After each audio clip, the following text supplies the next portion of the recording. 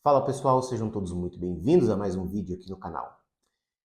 No ano de 2024, eu decidi atender todos os tipos de casos, né?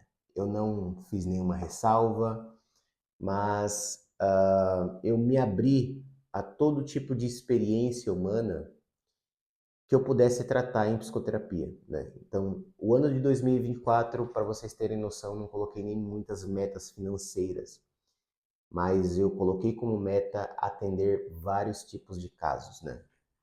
É claro que em psicoterapia é bom para o terapeuta ter um nicho, né?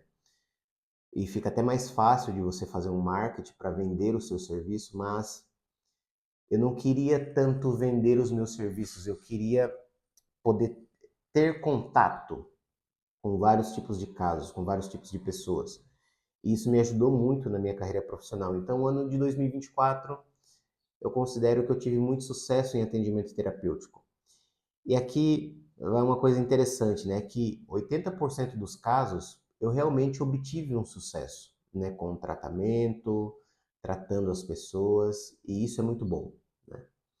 Por outro lado, existiram 20% que não deram certo, não deram continuidade ao tratamento ou não foram adeptos ao tratamento, né?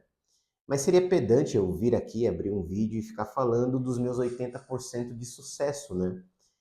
Mas eu queria me ater a esses 20% de insucesso e explicar aqui algumas razões que eu notei a partir dessa minha experiência de atender pessoas, tá bom? Então, esse vídeo aqui vai ajudar você que é terapeuta a ter uma noção de quem você é como profissional. Isso vai ajudar você, paciente, a obter mais sucesso numa psicoterapia, a obter mais resultados, tá bom? Então, antes de eu continuar esse vídeo aqui, já deixa aqui o seu like neste vídeo para que o YouTube possa divulgar este vídeo para milhares de pessoas, como de costume. E você se inscreva no canal, né? Porque a maioria das pessoas que assistem os meus vídeos não são inscritas no canal. Eu fico puto com isso, certo? Então, se inscreve aqui no canal, ativa as notificações para que você não perca nenhum vídeo, certo? Então vamos lá continuar aqui o nosso tema. Bom, vamos falar aqui desses 20% que não deram certo, né? E você pode me dizer, Everton, quais são as razões, por que as pessoas não conseguem dar continuidade, por que as pessoas não conseguem evoluir numa psicoterapia? Eu, particularmente, como terapeuta, já recebi pessoas que estão há 5, 10 anos fazendo terapia e não evoluem.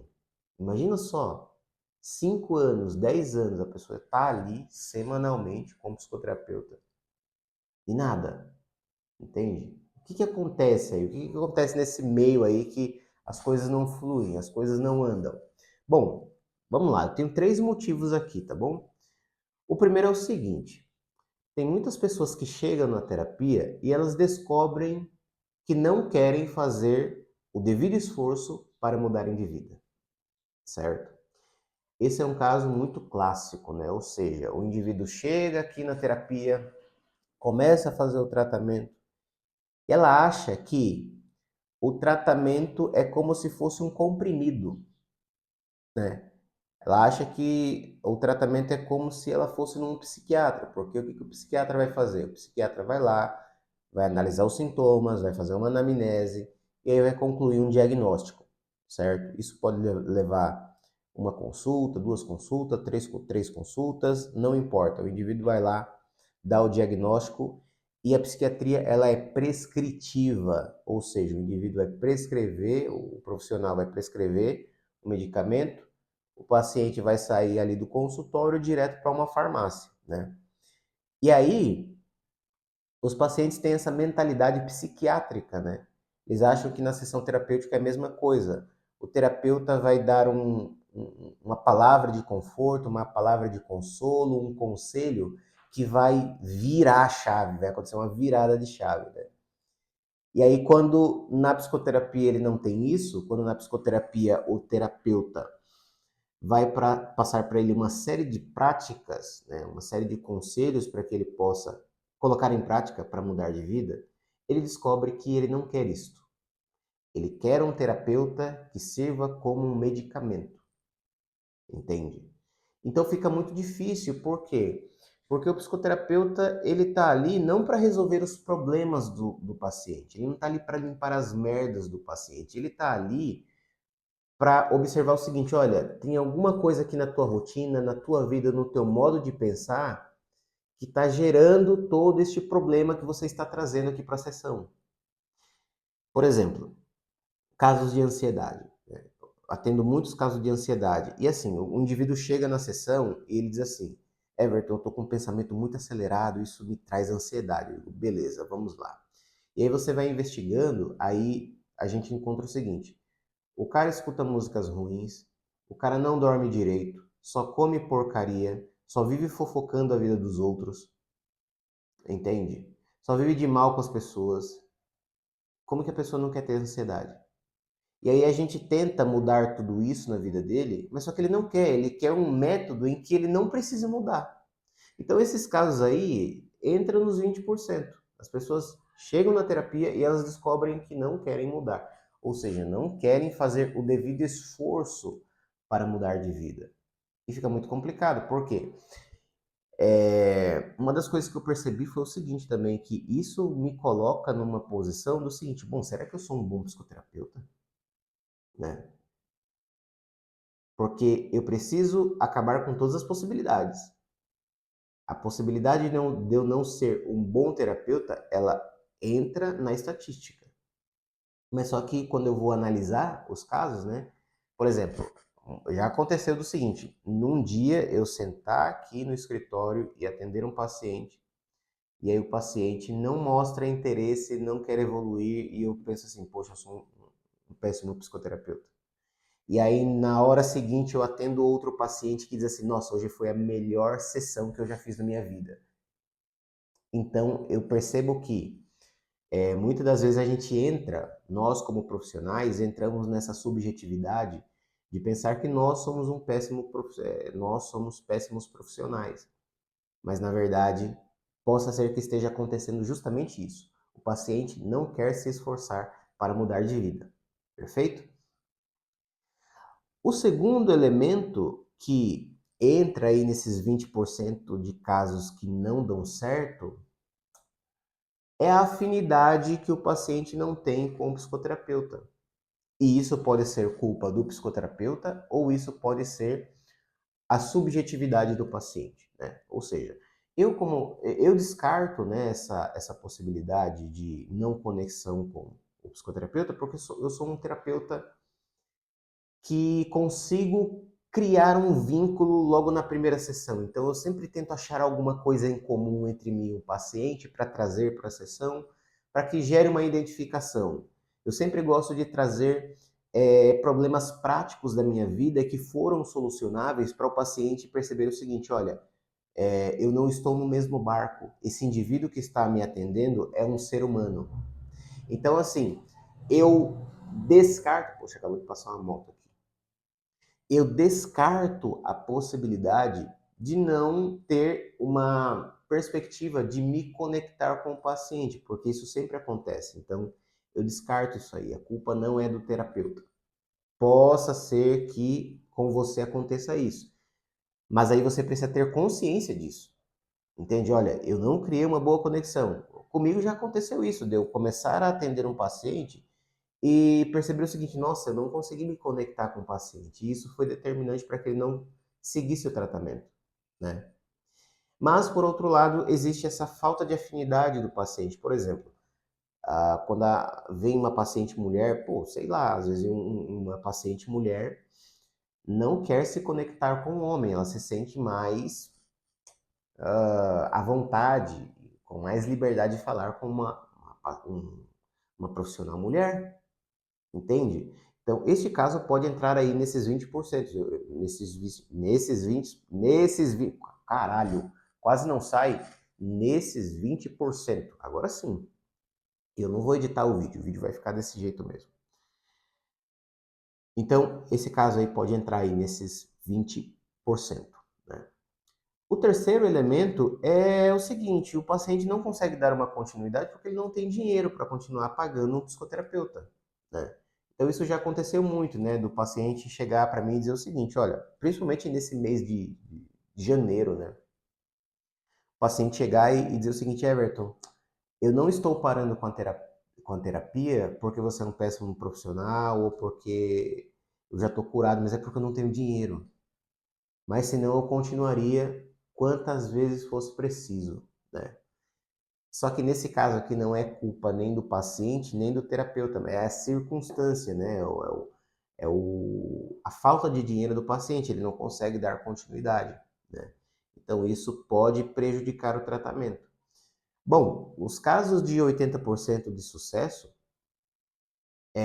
bom, vamos falar agora um pouquinho disso, né? A gente só falou aqui dos insucessos, mas por que que 80% dos pacientes obtiveram sucesso no processo terapêutico? Bom, isso é muito simples. É porque existia o elemento da confiança. Então, assim, a maioria dos pacientes que vieram até o meu processo terapêutico confiavam em mim. Por quê? Se você está assistindo esse vídeo aqui e você não parou de assistir até agora, isso mostra que você está gostando do que eu estou falando, certo? O que eu estou falando faz sentido, perfeito?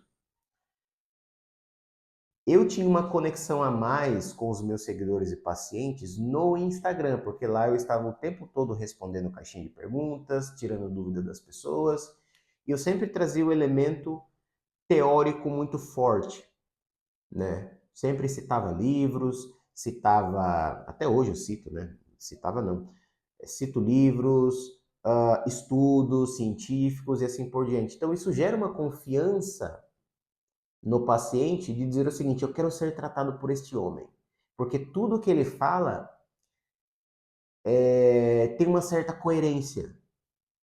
Então, esses 80% de pessoas que deram certo na terapia são pessoas que tinham uma confiança no profissional. Essa é a primeira coisa. E aqui vai a dica para você que quer começar a fazer terapia. Velho, começa a se consultar com um psicoterapeuta que você confia. Deixa eu continuar aqui porque a memória do celular havia terminado, né?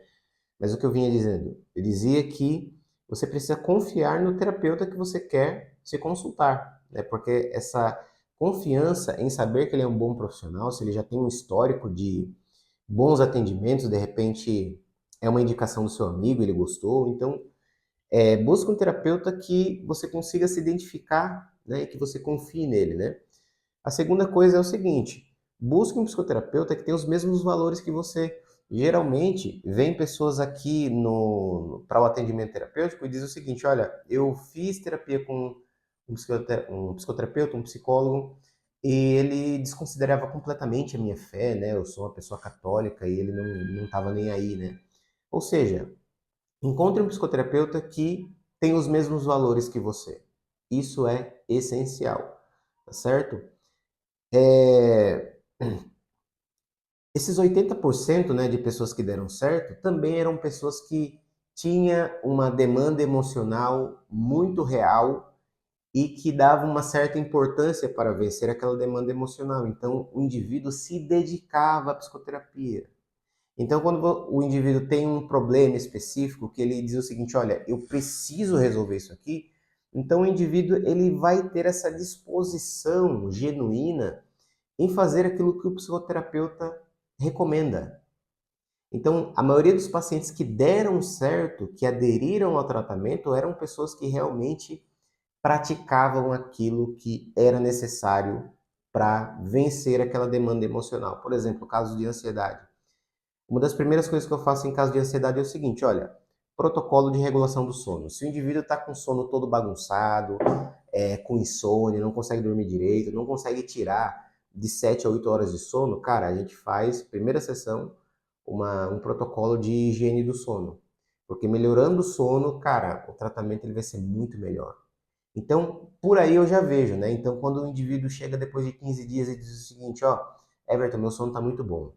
Consigo acordar cedo, fazer as minhas rotinas matinais, trabalho o dia inteiro, à noite faço todo o ritual noturno para me preparar para dormir. E isso tem sido muito bom para mim. Quando o paciente faz isso, quando ele me dá esse feedback, eu já sei que é um paciente que consegue colocar em prática tudo aquilo que é conversado na psicoterapia. E isso é muito bom. É por isso que eles estão aí nos 80% de pessoas que saem da psicoterapia.